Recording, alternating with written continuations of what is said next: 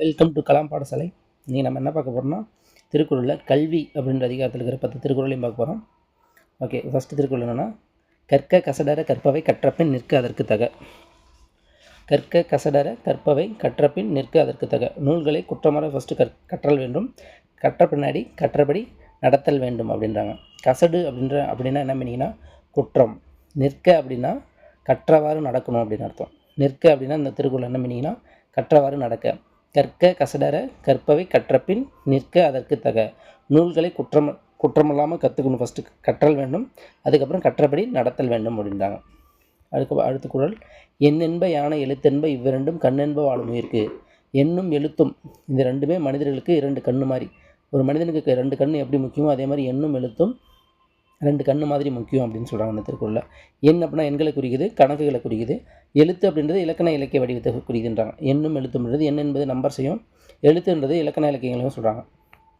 அடுத்த திருக்குறள், கண்ணுடையர் என்பவர் கற்றோர் முகத்திரண்டு புண்ணுடையர் கல்லாதவர் அப்படின்றாங்க. கல்வி கற்றவர்கள் தான் கண்ணுடையவர்கள், கல்லாதவர்கள் முகத்தில் 2 புண்ணுடையவர்கள் ஆவான்னு சொல்கிறாங்க. யாரெல்லாம் கல்வி கற்றுக்கிருக்காங்களோ அவங்க மட்டும்தான் கண்ணுடையவங்க. கல்வி கற்றுக்காதவங்க முகத்தில் கண் இல்லாதவங்க, முகத்தில் 2 புண்ணுடையவருக்கு சமம் அப்படின்ற மாதிரி இந்த திருக்குறள் சொல்லுது. கண்ணுடையர் என்பவர் கற்றோர், முகத்திரண்டு புண்ணுடையர் கல்லாதவர் அப்படின்றாங்க. அடுத்தது, உவப்ப தலைக்கூடி உள்ள பிரிதல் அனைத்தே புலவர் தொழில். உவப்ப தலைக்கூடி உள்ள பிரிதல் அனைத்தே புலவர் தொழில். அறிவில் சிறந்த புலவர்களுடன் பேசி பழகும்போது மகிழ்ச்சியாக இருப்பதும், அவர்களை விட்டு பிரியும் போது இனி இவரை எப்போது காண்போம் என எண்ணி பிரிவதும் புலவரோட இயல்புன்றாங்க. அறிவில் சிறந்த புலவரோட பேசி பழகும்போது ரொம்ப மகிழ்ச்சியாக சந்தோஷமாக இருக்குமா, அவரை விட்டு பிரியும் போது இனி இவரை எப்போது காண்போம் அப்படின்ற மாதிரி எண்ணி பிரிவது புலவரோட இயல்பு அப்படின்னாங்க. உவப்ப அப்படின்னா மகிழ அப்படின்னு அர்த்தம். உவப்ப அப்படின்னா மகிழ, உவப்ப அப்படின்னா மகிழ. தலைக்கூடி அப்படின்னா ஒன்று சேர்ந்து அப்படின்னு அர்த்தம். தலைக்கூடி அப்படின்னா ஒன்று சேர்ந்து அப்படின்னு அர்த்தம். அடுத்தது, உடையார் முன் இல்லார் போல் ஏக்கற்றும் கற்றார் கடையரே கல்லாதவர்.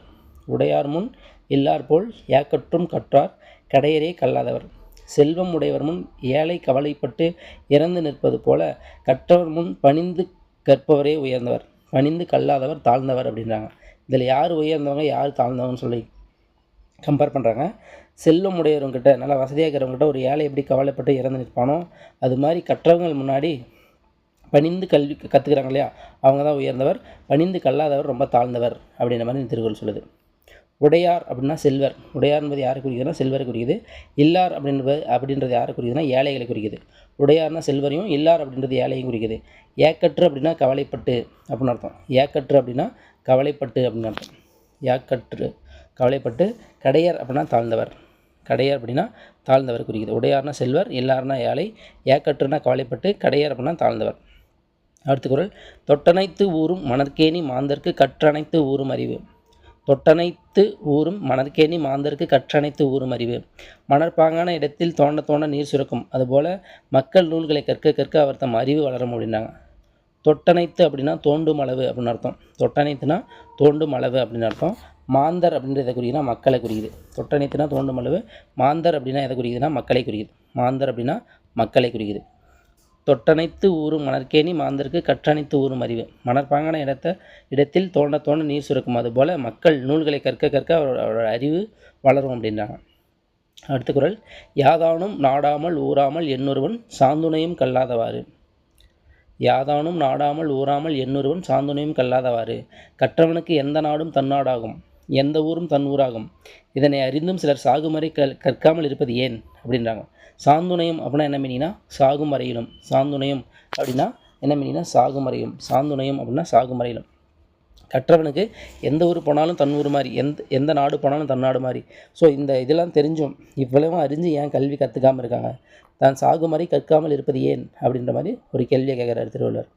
அதுக்கடுத்த குறள், ஒருமைக்கண் தான் கற்ற கல்வி ஒருவருக்கு எளிமையும் ஏமாப்பு உடைத்து.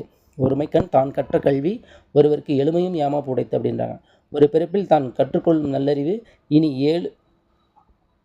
எழும் பிறவிகளுக்கும் பாதுகாப்பை தரும் அப்படின்னு சொல்கிறாங்க. ஒரு பிறப்பில் தான் கற்றுக்கொள்ளும் நல்லறிவு இனி எழும் பிறவிகளுக்கும் பாதுகாப்பை தரும் அப்படின்னு சொல்கிறாங்க. ஏமாப்பு அப்படின்னா என்ன மீனிங்னா பாதுகாப்புன்னு அர்த்தம். ஏமாப்பு இது மாதிரி எக்ஸாம்லாம் கேட்டிருக்காங்க. ஏமாப்பு அப்படின்னா என்ன பொருள்னா பாதுகாப்பு. இது பார்த்து வச்சுக்கணும். ஏமாப்பு அப்படின்னா பாதுகாப்பு. ஒருமைக்கண் தான் கற்ற கல்வி ஒருவருக்கு எளிமையும் ஏமாப்பு உடைத்து, ஒரு பிறப்பில் தான் கற்றுக்கொள்ளும் நல்லறிவு இனி எழும் பிறவிகளுக்கும் அது பாதுகாப்பை தரும் அப்படின்றாங்க. அதுக்கப்புறம் அடுத்த குறள், தாம் இன்புறுவது உலகு இன்புறக் கண்டு காமுறுவர் கற்றறிந்தோர். தாம் இன்புறுவது உலகின் இன்புறக் கண்டு காமுறுவர் கற்றறிந்தான்னு சொல்லுவாங்க. தாங்கள் இன்பமடையும் கல்வியால் உலகம் இன்பமடைவதனைக் கண்டு கற்றவர் மென்மேலும் கற்க விரும்புவர் அப்படின்றாங்க. தாங்கள் இன்பமடையும் கல்வியால் உலகம் இன்பமடைவதைக் கண்டு கற்றவர்கள் என்ன பண்ணுவாங்கன்னா மென்மேலும் கல்வி கற்க விரும்புவாங்க அப்படின்றாங்க. காமுறுவர் அப்படின்னா விரும்புவர் அப்படின்னு அர்த்தம். காமுறுவர் அப்படின்னா என்ன மீனிங்னா, காமுறுவர் அப்படின்னா விரும்புவர் அப்படின்னு அர்த்தம். அதுக்கப்புறம் அடுத்த குறள், கேடில் வெளிச்செல்வம் கல்வி ஒருவருக்கு மாடல்ல மற்றையவை. கேடில் வெளிச்செல்வம் கல்வி ஒருவருக்கு மாடல்ல மற்றையவை.